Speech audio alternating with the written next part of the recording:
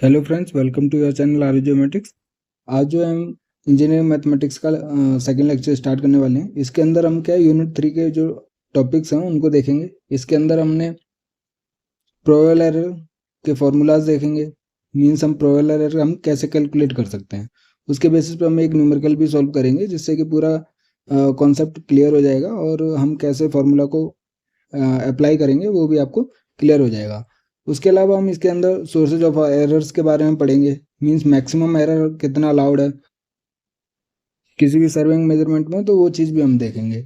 उसके अलावा हम टाइप्स ऑफ एरर्स देखेंगे। जैसे हमारे पास पढ़ा है हमने कि नेचुरल एरर्स होते हैं हमारे पास, और इंस्ट्रूमेंटल एरर्स होते हैं, पर्सनल एरर्स होते हैं। उसके अलावा हम क्या टाइप्स ऑफ एरर देखेंगे। जैसे इनके अलावा क्या ग्रॉस ग्रॉस एरर होता है, सिस्टमेटिक एरर होता है, रैंडम एरर होता है।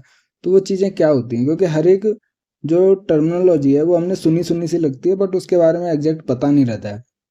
और जो क्वेश्चंस पूछे जाते हैं एग्जाम्स में वो क्या है, थोड़ा उसका बारे में हमें हर चीज़ पता होनी चाहिए कि अगर रैंडम एरर होता है, सिस्टमेटिक एरर होता है, तो इसमें से कौन सा एरर जो है वो एलिमिनेट हम कर सकते हैं, कौन सा नहीं कर सकते हैं, ग्रॉस एरर को हम हटा सकते हैं नहीं हटा सकते। तो वो सारी चीज़ें हमें पता होनी चाहिए। तो उसके बारे में हम देखेंगे। और उसके साथ साथ जो इम्पोर्टेंट टॉपिक है वो है हमारे पास लॉज ऑफ वेट, जो इसके अंदर हम पढ़ेंगे, क्योंकि हमारे पास कुछ रूल्स होते हैं उनको असाइन करने के लिए वेट्स को, तो वो चीज़ भी हम देखेंगे। तो स्टार्ट करते हैं। सबसे पहले हम प्रोबेबल एरर। तो प्रोबेबल एरर मतलब कि जो भी मेजरमेंट हम लेते हैं उसके अंदर जो एरर आता है मेजरमेंट के टाइम पे, तो वो प्रोबेबल एरर वो कहलाता है। अब उसको हम कैसे कैलकुलेट कर सकते हैं कि हमने डिफरेंट टाइप्स ऑफ मेजरमेंट्स लिए। अब जो कोई भी सिंगल ऑब्जर्वेशन है उसकी हमारे पास बहुत डिफरेंट वैल्यूज हो गई, ठीक है। तो अगर हमें प्रोबेबल एरर निकालना है सिंगल मेजरमेंट का, तो हम फॉर्मूला यूज करेंगे E S is equal to plus minus का 0.6745 अंडर रूट का summation of v square by n minus one. N यहाँ पे नंबर ऑफ ऑब्जर्वेशन है, और वी जो है वो हमारे पास जनरली डिफरेंस है हमारे पास जो ऑब्जर्वेशन हमने मेजर किए हैं और उसके मीन से जो डिफरेंस होता है वो हमारे पास v कहलाता है। फिर उसका स्क्वायर करते हैं, फिर उनको ऐड करते हैं क्योंकि समीशन है, और फिर उस divided by n minus one का स्क्वायर रूट करके उसको 0.6745 से मल्टीप्लाई करके हम प्रोबेबल एरर निकालते हैं। अगर हमें probable error of an average या मीन पूछा जाएगा, तो जो भी हमारे पास प्रोबेबल एरर सिंगल ऑब्जर्वेशन का आता है उसको हम रूट ऑफ एन कर देते हैं। एन क्या है हमारे पास, नंबर ऑफ ऑब्जर्वेशन है हमारे पास।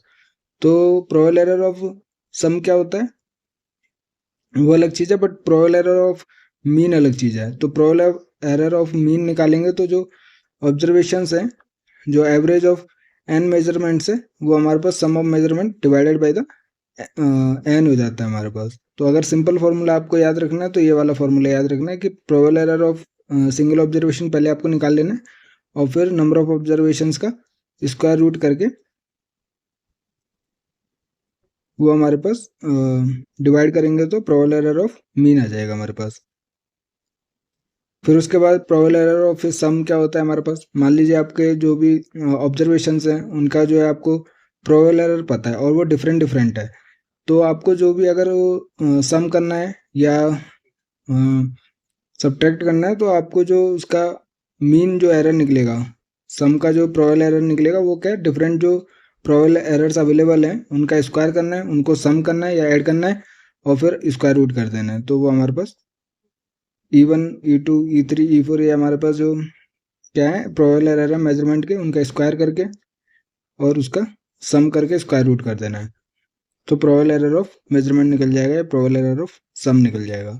अब हम बात करते हैं मोस्ट प्रोबेबल एरर की, या फिर मोस्ट प्रोबेबल वैल्यू की। वैल्यू तो हमें पता है मोस्ट प्रोबेबल वैल्यू कौन सी है, जो हमारे पास क्लोज हो ट्रू वैल्यू के, मतलब कि इसके अलावा कोई भी दूसरी वैल्यू चांस नहीं रखती है जो ट्रू वैल्यू हो सके। बट इसके से क्या है सबसे ज़्यादा चांसेस होते हैं मोस्ट प्रोबेबल वैल्यू के कि वो ट्रू वैल्यू के ट्रू वैल्यू हो सकती है।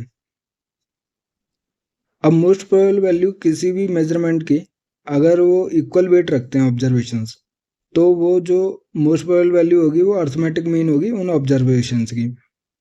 मान लीजिए आपके पास W1 W2 W3 या ऑब्जर्वेशंस हैं किसी भी एंगल की या डिस्टेंस की या लेंथ, हमारे पास ऑब्जर्वेशंस है।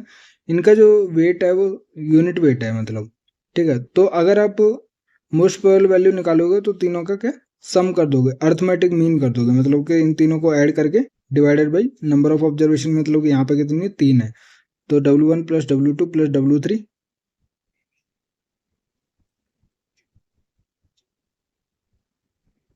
Is divided by the number of observation मतलब 3। तो जो वैल्यू आएगी वो हमारे पास क्या मोस्ट प्रोबेबल वैल्यू हो जाएगी।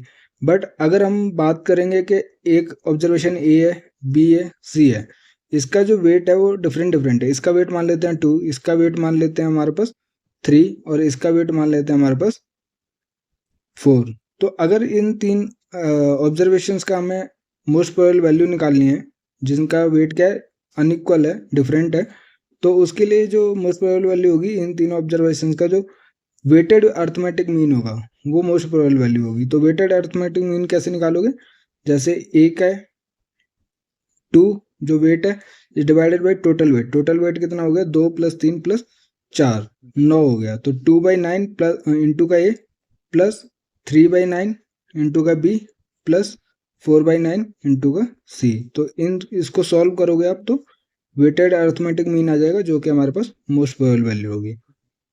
तो हमारे पास अगर यूनिट वेट है तो अर्थमेटिक मीन होता है और अनइक्वल वेट है तो वेटेड अर्थमेटिक मीन होता है जो मोस्ट प्रोबेबल वैल्यू होती है। ठीक है।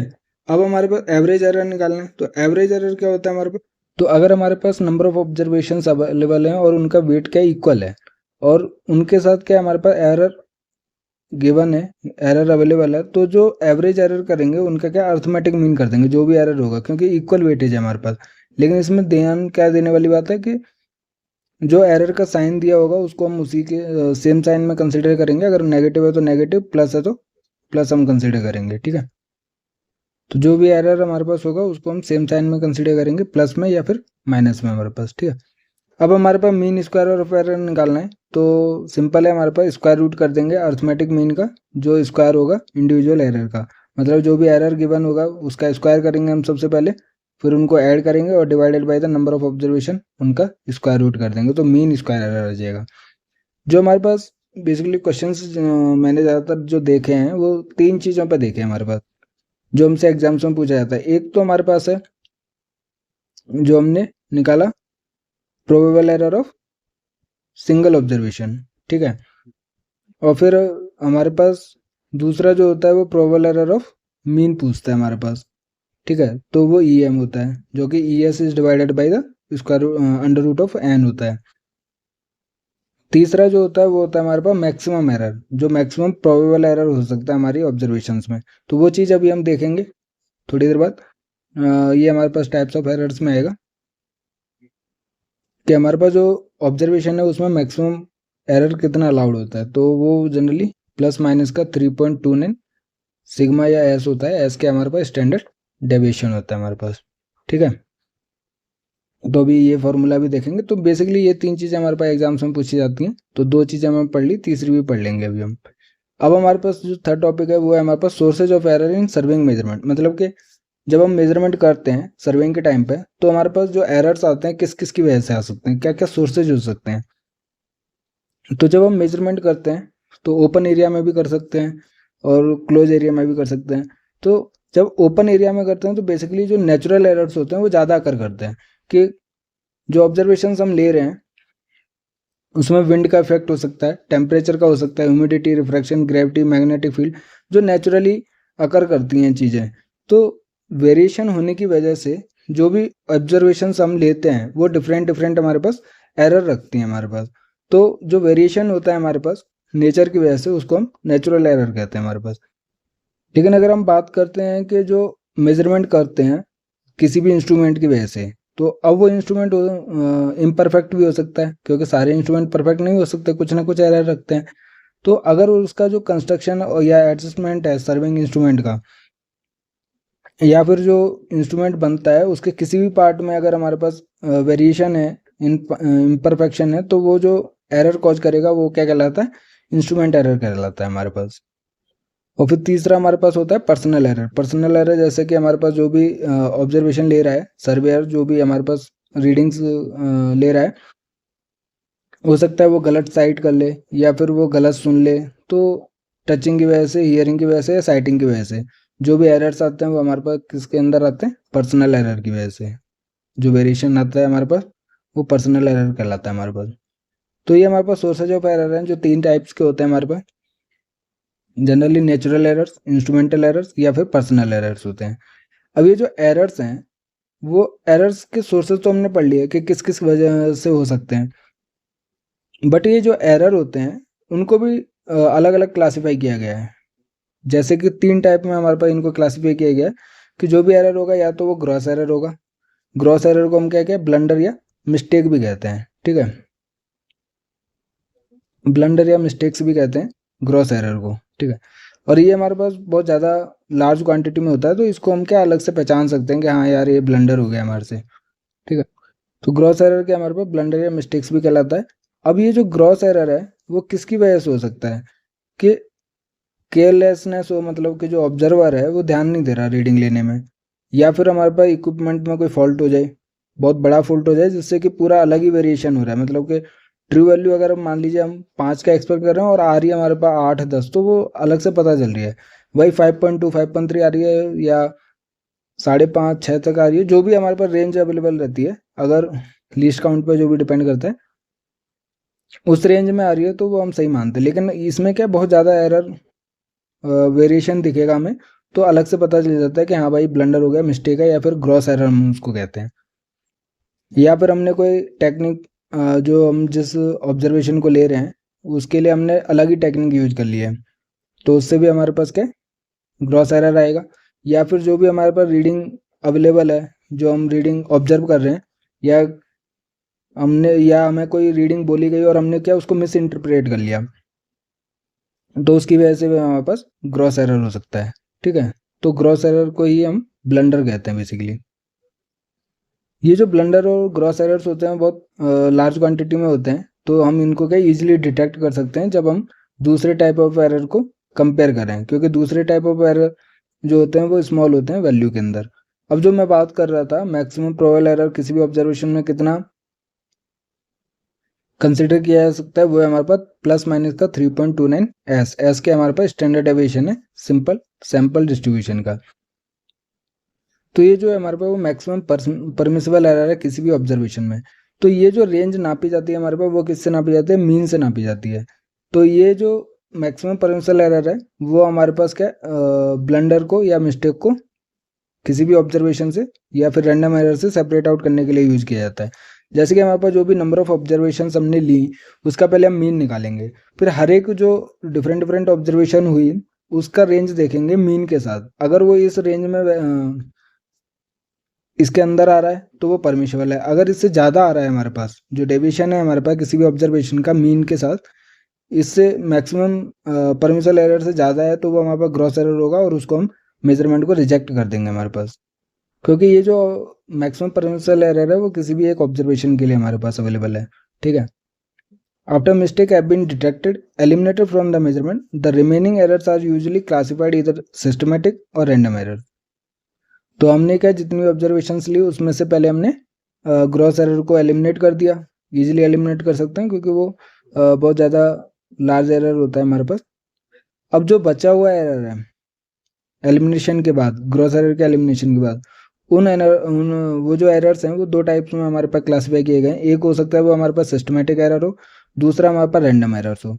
अब इन दोनों में डिफरेंस मेनली बस यही है कि सिस्टमेटिक एरर जो है वो एलिमिनेट हम मतलब कि उसको करेक्टिफाई कर सकते हैं, बट रैंडम एरर्स को हम एलिमिनेट नहीं कर सकते, तो वो भी हम चीज़ पढ़ लेंगे। बेसिकली जो सिस्टमेटिक एरर्स होते हैं वो एक पैटर्न को फॉलो करते हैं, ठीक है, एक डेफिनेट पैटर्न होता है उनका। मतलब कि आप मान लीजिए कि आपके इंस्ट्रूमेंट में कोई ऐसा एरर है जो आपकी रीडिंग्स को हमेशा ज़्यादा दे रहा है, मतलब तो आप जितनी भी रीडिंग लोगे वो हमेशा क्या उस जो एक्चुअल ऑब्जर्वेशन रहेगी उससे ज़्यादा आपको वैल्यू मिलेगी।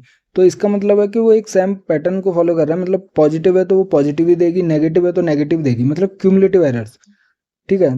तो वो एक डेफिनेट पैटर्न को फॉलो करते हैं। तो अगर आप कोई भी ऑब्जर्वेशन सेम कंडीशंस में ले रहे हैं, मतलब हर चीज़ कंडीशन सेम है, तो जो सिस्टमेटिक एरर जो पहले अकर हुआ है वो सेम पैटर्न में फिर से अकर होगा हमारे पास।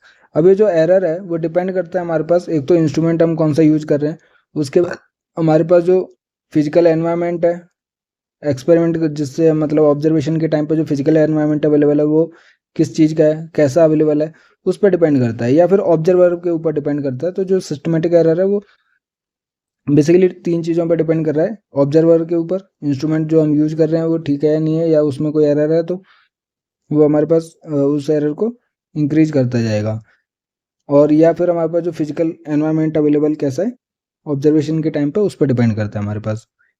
क्योंकि अगर इसमें से जो भी हमारे पास एलिमेंट है अगर चेंज होता है तो वो क्या सिस्टम का एरर को जो करेक्टर है उसका चेंज कर देगा। क्योंकि मान लीजिए आपका टेम्परेचर वेरिएशन की वजह से इफेक्ट हो रहा है, या फिर आपका रिफ्लेक्टिव इंडेक्स की वजह से जो एनवायरनमेंट कंडीशन है उसकी वजह से चेंज हो रहा है, अगर आपका रिफ्लेक्टिव इंडेक्स चेंज हो गया तो वो क्या एरर को भी चेंज कर देगा।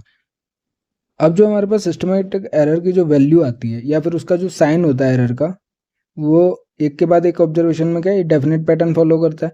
तो इसके बेसिस पे हमारे पास सिस्टमेटिक एरर को दो टाइप्स में क्लासिफाई किया गया है। एक तो या तो वो क्यूमुलेटिव एरर हो सकता है या फिर हम उसको कंपेंसेटिंग एरर कह सकते हैं। जो इंपॉर्टेंट लाइन है वो ये वाली लाइन है कि सिस्टमेटिक एरर्स जो हैं वो हम डील कर सकते हैं मैथमेटिकली, क्योंकि जो भी फंक्शनल रिलेशनशिप या मॉडल्स होते हैं अगर हम मैथमेटिकल मॉडल यूज करते हैं तो सिस्टमेटिक एरर्स को हम क्या करेक्ट कर सकते हैं। तो ये इंपॉर्टेंट है, जबकि रैंडम एरर्स के साथ ऐसा नहीं होता है हमारे पास। तो ये क्वेश्चन भी आ सकता है कि सिस्टमेटिक एरर या रैंडम एरर किसको हम मैथमेटिकली मॉडल का यूज करके उनको करेक्ट कर सकते हैं। अब जैसे हमने जो ऑब्जर्वेशन ली उसमें से सबसे पहले हमने मिस्टेक्स या ब्लंडर्स को हमने एलिमिनेट किया और सिस्टमेटिक एरर को करेक्ट कर दिया। तो जो एरर बचेगा, जो कि एरर हमारे पास कभी भी इवेलुएट नहीं होता है हमारे पास, तो जो रीडिंग्स में एरर बचता है उसको हम क्या कहते हैं, रैंडम एरर कहते हैं हमारे पास। और ये हमारे पास क्वांटिटी जो है इतनी बड़ी नहीं होती है, और ये हमारे पास या तो प्लस हो सकती है माइनस हो सकती है।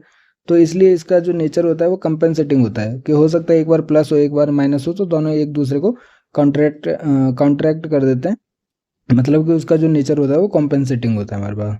अब रैंडम एरर्स जो है वो हमारे पास अनप्रेडिक्टेबल होते हैं और उनको हम इवेलुएट नहीं कर सकते हैं, या फिर उनको हम एग्जैक्टली क्वांटिफाई या एग्जैक्ट वैल्यू हम उनकी नहीं निकाल सकते हैं। तो ये हमारे पास टाइप्स ऑफ एरर्स है। इससे पहले हमने सोर्सेज ऑफ एरर देखे, दोनों डिफरेंट चीज़ें हैं हमारे पास। तो उसके बारे में अगर कोई भी क्वेश्चन बनता है तो मुझे नहीं लगता इससे बाहर आपको एरर से रिलेटेड कोई भी क्वेश्चन बनेगा। और उससे पहले हमने प्रीवियस लेक्चर में क्या डेफिनेशंस देख ली थी, जैसे मोस्ट प्रोबेबल एरर क्या होता है, ट्रू एरर क्या होता है हमारे पास, रेजिडुअल एरर्स क्या होते हैं, तो वो चीज़ हमने देख ली थी प्रीवियस लेक्चर में। तो एरर से रिलेटेड कोई भी ऐसा टॉपिक नहीं छूटा है जो मतलब कि एग्जाम में पूछा जा सके। अब ये जो हमने इंस्ट्रूमेंटल एरर, पर्सनल एरर और ये जो हमने सोर्सेज ऑफ एरर देखे हैं वो भी ओवरव्यू देखा है, मतलब कि सिर्फ हमने बेसिक चीज़ें देखी हैं। उसके जो ब्रीफ डिस्क्राइब है वो हम 4th यूनिट में पढ़ेंगे, जहाँ पे हम उसका एडजस्टमेंट भी देखेंगे। तो अब जो हमने मोस्ट प्रोबेबल वैल्यू तो हम अभी बाद में पढ़ेंगे, बट अभी क्या है, प्रोबेबल एरर जो हमने पढ़ा था सिंगल ऑब्जर्वेशन का ES, और प्रोबेबल एरर जो पढ़ा था हमने मीन वैल्यू का EM, वो हम कैसे कैलकुलेट करें। जो फॉर्मूला हमने पढ़ा था प्लस माइनस 0.6745 अंडर रूट का समेशन ऑफ v²/n-1 जो पढ़ा था हमने, वो कैसे अप्लाई होगा। ठीक है, तो ये एक एग्जांपल लिया मैंने। इसमें बोलता है कि in carrying a line of level across a river the following 8 readings were taken with A level under identical conditions. तो हमारे पास कितनी ऑब्जर्वेशंस हैं, 8 ऑब्जर्वेशंस हैं। तो n की वैल्यू कितनी हो गई हमारे पास, 8 हो गई हमारे पास। ठीक है, और हमें कैलकुलेट क्या करना है, हमारे पास probable error of single observation मतलब कि ES कैलकुलेशन करना है, प्रोबेबल एरर ऑफ मीन मतलब EM कैलकुलेट करना है हमारे पास। अब सबसे पहले हम फॉर्मूला देख लेते हैं। ES is equal to summation of v²/n-1, और इसको हम किससे मल्टीप्लाई करते हैं, प्लस माइनस का 0.6745, और ये हमारे पास प्लस भी हो सकता है और माइनस भी हो सकता है। ठीक है, अब इसके लिए v हमें पहले कैलकुलेट करना पड़ेगा, क्योंकि n की वैल्यू तो हमें पता है कितनी होती है हमारे पास। n की वैल्यू यहाँ पर कितनी है, नंबर ऑफ ऑब्जर्वेशन 1 2 3 4 5 6 7 8, वैसे तो गिवन है 8 रीडिंग्स, बट फिर भी गिन ली हमने। तो n की वैल्यू तो हमें पता है 8 हमें पता है, बट v निकालना है। v निकालने के लिए हमारे पास क्या फॉर्मूला होता है, बी जो है वो हमारे पास ऑब्जर्वेशंस का डिफरेंस है विद द मीन वैल्यू। तो हमें क्या है, मान लीजिए हमारे पास ये किसी एक वैल्यू को x लिया या x1 लिया हमने, ये x2 हो गया, ये x3 हो गया, सो ऑन x8 तक है हमारे पास। तो सबसे पहले, और ये x बार बार क्या है हमारे पास, मीन वैल्यू हो गया हमारे पास। अब हमें क्या मीन वैल्यू निकालनी पड़ेगी। तो मीन वैल्यू निकालने के लिए हमारे पास ये जितनी भी ऑब्जर्वेशन है उनके मीन वैल्यू निकालनी पड़ेगी। तो x बार निकालोगे आप, तो जितनी वैल्यूज हैं x1 plus x2 plus dot dot dot कितने तक, x8 तक, मतलब ये वैल्यू 2.322 प्लस 2.346, ऐसी सारी वैल्यू को अगर हम जोड़ेंगे और डिवाइडेड बाई 8 करेंगे नंबर ऑफ ऑब्जर्वेशन, तो वो आपके पास क्या है, मीन वैल्यू दे देगा। तो जब आप इसको कैलकुलेट करोगे तो आपको जो रिजल्ट मिलेगा मीन वैल्यू का वो मिलेगा 2.321। तो जितन जो भी इन वैल्यूज का मीन होगा वो कितना हो गया, 2.321। ठीक है। अब लेकिन हमारे पास v निकालना है, तो v निकालने के लिए आपके x माइनस एक्स बार, ठीक है, v1 हो गया है हमारे पास। तो हमारे पास क्या है, 2.321 माइनस का 2.322। अब प्लस आए माइनस आए उससे कोई फर्क नहीं पड़ता, क्योंकि हम जब v निकालेंगे, v स्क्वायर एक्चुअली हमें निकालना है, तो v1 स्क्वायर करेंगे, फिर v2 स्क्वायर करेंगे, फिर ऐसे कितनी वैल्यू आ जाएंगी हमारे पास, 8 वैल्यूज आ जाएंगी, तो v8 स्क्वायर करेंगे। तो इसका सम जो है हमारे पास वही समेशन ऑफ v स्क्वायर है। तो सिंपल सी चीज़ है, हमें जो फॉर्मूला था उसमें देखते हैं, समेशन ऑफ v स्क्वायर था और आगे था हमारे पास प्लस का 0.6745 अपॉन में n माइनस वन। तो हमने ये जो समेशन ऑफ v स्क्वायर है वो हम कैलकुलेट कर रहे थे, जो कि v1 square plus v2 square plus v3 square plus का ऐसे ही v8 स्क्वायर तक आएगा हमारे पास। ठीक है। अब v1 स्क्वायर कैसे हम निकाल रहे थे, x1 माइनस एक्स बार का स्क्वायर कर देंगे, क्योंकि x1 माइनस एक्स बार क्या है हमारे पास, v1 है, उसका स्क्वायर हम ऐड कर रहे हैं। और x बार हमने कैलकुलेट कर लिया था, मीन निकाल लिया था, और x1 जो है ये वैल्यू है, x2 ऐसे ही लेंगे तो v2 निकलेगा, x3 v3 निकलेगा, ऐसे ही v8 तक निकलेगा। तो इससे जब आप ES की वैल्यू निकालोगे, मतलब कि इसको सॉल्व करोगे आप, तो जो आपको रिजल्ट मिलेगा वो 0.01295 मिलेगा आपको। ठीक है। तो आप ये कैलकुलेट कर लेना, अगर कोई डाउट होता है तो आप कमेंट सेक्शन में कमेंट कर देना। वैसे तो कोई डाउट नहीं होगा, क्योंकि सिंपल सा फॉर्मूला है और सिंपल सी कैलकुलेशन है हमारे पास। अब बात यह है कि अगर ये ऑब्जर्वेशंस की जो यूनिट है मीटर है, तो मीटर में हमारे पास ये एरर आएगा, और ये प्लस माइनस लगाना नहीं भूलना है। बट हमारे पास वो जो गेट एग्जाम रहेगा उसमें NET क्वेश्चन ऑब्वियसली पूछेगा, तो हमें वैल्यू पुट करनी पड़ेगी। बट हमें क्या पूरा कॉन्सेप्ट से पढ़ना है और पूरा थ्योरी वाइज पढ़ना है हमारे पास। तो जो जो हमारा पहला पार्ट है उसका जो आंसर आएगा वो आएगा आपका 0.01295 मीटर, अगर मीटर में ऑब्जर्वेशन हैं तो हमारे पास। सेकंड्स में होंगी तो सेकंड, मतलब जो भी ऑब्जर्वेशंस का जो यूनिट रहेगा वही हमारे पास एरर का भी यूनिट आएगा हमारे पास। अब सिंपल है, हमारे पास दूसरा जो पार्ट है probable error of the mean. आपने ES निकाल लिया और root by divided by the square root of the number of observations, ये कितना है हमारे पास, 8 है। तो जो आपका ES का जो आंसर आया उसको डिवाइड कर देना आपको √8 से। तो जो आपको ES का आंसर था वो था आपका plus minus 0.1295 is divided bye √8।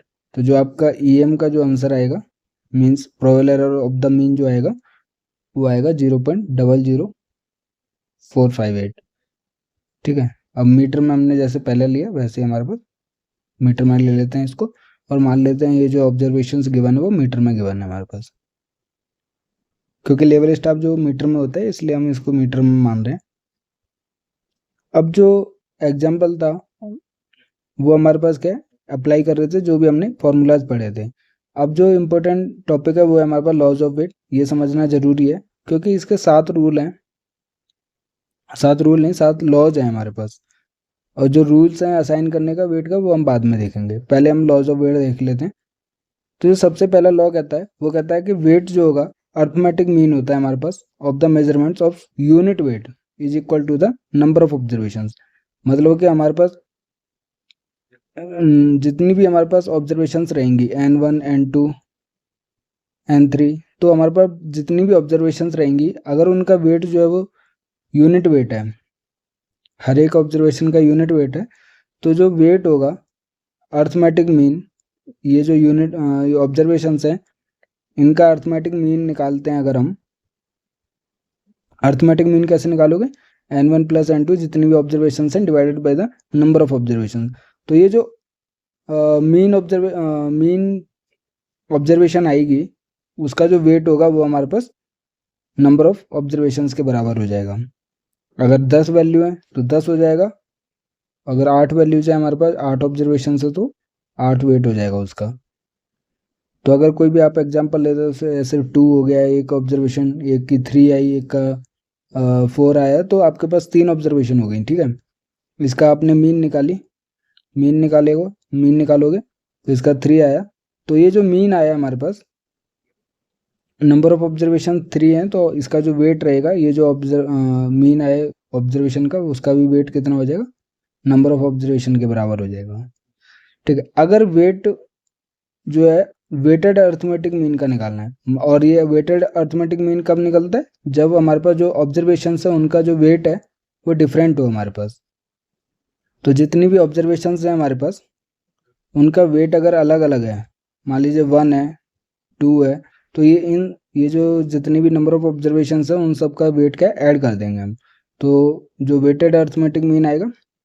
और इसका जो वेटेड अर्थमेटिक मीन कैसे निकालोगे आप, मैंने पहले भी बता चुका है कि इसका वेट लेंगे हम 1, और जो टोटल वेट हो गया हमारे पास 3, तो 1/3 of n1 plus 2/3 of n2, तो ये हमारे पास मीन ऑफ ऑब्जर्वेशन आ जाएगा, मतलब कि वेटेड अर्थमेटिक मीन वैल्यू आ जाएगी। और इसका जो वेट होगा वो हमारे पास किसके बराबर होगा, दोनों का वेट को ऐड कर देंगे हमारे पास, तो जितनी भी ऑब्जर्वेशन रहेंगी उन सब का वेट का ऐड कर देंगे, तो 1 + 2 कितना, इसका भी वेट 3 हो जाएगा हमारे पास। अब हमारे पास जो थर्ड लॉ है वो है हमारे पास कि वेट जो होगा एल्जेब्रिक सम, अगर हम 2 या 2 से ज़्यादा क्वांटिटीज का एल्जेब्रिक सम करके जो वैल्यू आएगी उसका कितना वेट होगा, तो वो जो वेट होगा वो रेसिप्रोकल होगा sum of the reciprocals of the individual weights.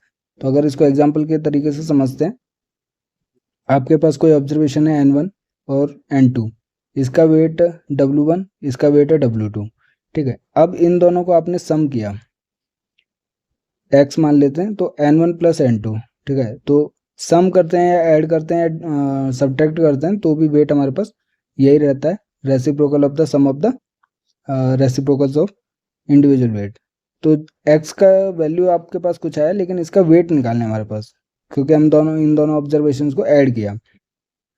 तो x का अगर वेट निकालोगे आप, तो ये रेसिप्रोकल होता है रेसिप्रोकल का सम का, n नहीं होगा यहाँ पे, वेट का हम निकालना, तो वेट रहेगा हमारे पास w1 प्लस 1/w2, मतलब पहले ऑब्जर्वेशन के वेट का रेसिप्रोकल करेंगे, दूसरे ऑब्जर्वेशन के वेट का रेसिप्रोकल करेंगे, और फिर उनको सम करके ओवरऑल रेसिप्रोकल करेंगे, ठीक है। तो ये जो वेट आएगा वो हमारे पास किसका आएगा, सम ऑफ द ऑब्जर्वेशन आएगा। यही हमारे पास 3 होता तो 1/w3। वैसे जितनी नंबर ऑफ ऑब्जर्वेशन या जितनी नंबर ऑफ क्वांटिटीज होंगी उनके वेट का रेसिप्रोकल करेंगे, उनको सम करेंगे और फिर उसका रेसिप्रोकल करेंगे, तो हमारे पास सम या सब्ट्रैक्ट करने पे जो वैल्यू आएगी उसका वेट हो जाएगा हमारे पास। फिर हमारे पास फोर्थ लॉ है कि अगर हम किसी भी क्वांटिटी को किसी भी फैक्टर से मल्टीप्लाई करते हैं, तो जो क्वांटिटी मल्टीप्लाई करने के बाद आएगी उसका कितना वेट होगा, उसका जो वेट होगा वो हमारे पास जो क्वांटिटी का वेट था और जिस फैक्टर से मल्टीप्लाई कर रहे हैं उस फैक्टर का स्क्वायर करेंगे और उससे डिवाइड करेंगे जिस क्वांटिटी का वेट हमें पता है। मान लीजिए आपके पास n1 ऑब्जर्वेशन है, उसका वेट आपका w1 है। अब आपने जो नई क्वांटिटी निकाली वो आपने फैक्टर से मल्टीप्लाई की, मान लीजिए 2 से मल्टीप्लाई कर दिया, तो x जो वैल्यू है, न्यू वैल्यू, वो 2n1 हो गई। अब जो इसका वेट होगा वो कितना होगा, जो आपका वेट है ऑब्जर्वेशन का उस, और जो फैक्टर है अपना, फैक्टर कितना है 2 है, तो उसके स्क्वायर से डिवाइड कर देना है, तो ये आपका जो वेट आएगा वो न्यू ऑब्जर्वेशन का वेट आ जाएगा, जो ऑब्जर्वेशन आपको फैक्टर से मल्टीप्लाई करने के बाद मिल रही है। ये फैक्टर कुछ भी हो सकता है, अगर आप इसको किसी वेरिएबल में आप रिप्रेजेंट करते हो, मान लीजिए आप इसको एस से रिप्रेजेंट कर रहे हो, तो ये जो फैक्टर है वो एस के स्क्वायर से डिवाइड हो जाएगा, जो इसका वेट है आपके पास ऑब्जर्वेशन का, तो ये मल्टीप्लाई करने पे आपको वेट मिल जाएगा। अगर आपको कोई भी ऑब्जर्वेशन को किसी फैक्टर से डिवाइड करते हो तो आपको जो वेट मिलेगा क्वांटिटी का वो आपको स्क्वायर ऑफ द फैक्टर से मल्टीप्लाई करने पे मिलेगा। जैसे कि आपने n1 लिया, उसका वेट w1 लिया। अब आपको जो नई क्वांटिटी पता करनी है वो है n1 is divided by sum factor which is s। तो आपको जो वेट मिलेगा, ये जो नई क्वांटिटी है वो आपको जो ऑब्जर्वेशन है उसके वेट को मल्टीप्लाई करने पड़ेगा फैक्टर के स्क्वायर से। तो हमने पहले डिवाइड किया था स्क्वायर से, फैक्टर के स्क्वायर से डिवाइड किया था, बट आप किसी भी क्वांटिटी को किसी फैक्टर से डिवाइड कर रहे हो तो उसका वेट को आपके स्क्वायर से, जो फैक्टर के स्क्वायर है उसके मल्टीप्लाई करना पड़ेगा उसके वेट से, मतलब उल्टा हो जाता है। जब आप किसी क्वांटिटी को डिवाइड कर रहे हो तो आपके वेट को मल्टीप्लाई करना पड़ेगा उसके फैक्टर के स्क्वायर से। अगर आप किसी भी क्वांटिटी को फैक्टर से मल्टीप्लाई कर रहे हो तो जो आपको वेट मिलेगा उस क्वांटिटी का वो ऑब्जर्व क्वांटिटी के वेट से फैक्टर ऑफ जो फैक्टर होगा उसके स्क्वायर से डिवाइड करना पड़ेगा। तो एग्जांपल से समझ में आ रहा है सिंपल। अब आपको कोई भी नई क्वांटिटी निकालनी है और जो ऑब्जर्वेशन गिवन है उसके वेट से मल्टीप्लाई करके, मान लीजिए आपके पास n1 है और उसका वेट है w1 है। अगर आपको कोई इक्वेशन निकालनी है जो उसके वेट से मल्टीप्लाई करके निकालनी है, तो मतलब कि आपको जो नई वैल्यू मिल रही है वो n1 इंटू w1 मिल रही है। तो जो इसका वेट होगा, जो इक्वेशन होगी हमारे पास, उसका जो वेट होगा वो आपको इन्वर्सली प्रोपोर्शनल हो जाएगा वेट के, जो ऑब्जर्व क्वांटिटी का वेट है हमारे पास। तो इसमें भाई सिंपल सा रूल फॉलो हो रहा है। जैसे आपके पास मान लीजिए मल्टीप्लाई करते हैं हम किसी फैक्टर से तो उसके फैक्टर के स्क्वायर से डिवाइड कर देते हैं वेट को। तो यहाँ पे अगर आप देखोगे w1 था और फैक्टर हमारे पास w1 नहीं था, उसके स्क्वायर से डिवाइड कर दिया तो रेसिप्रोकल हो गया आपका जो गिवन वेट है हमारे पास।